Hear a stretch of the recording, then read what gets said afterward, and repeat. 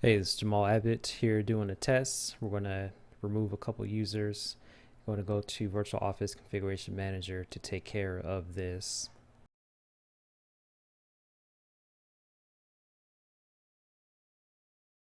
So as this is loading up, we're going to go ahead and go to users. We are going to delete Mr. Bobby Smith because he's fired, basically. No, I'm just kidding. He's not fired.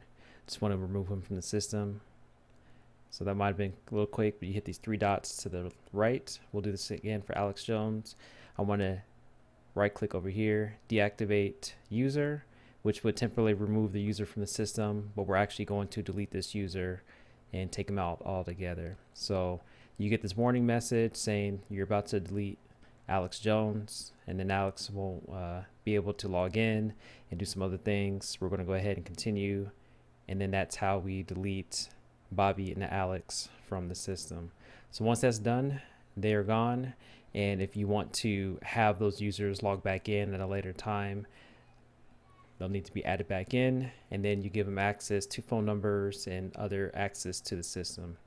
So you would typically do this if a user is leaving an organization or maybe is going somewhere else completely different. Maybe they're here for a temporary purpose, but that's how you delete users from Configuration Manager. If you have any questions, let me know. Hit me up. Thanks for tuning in.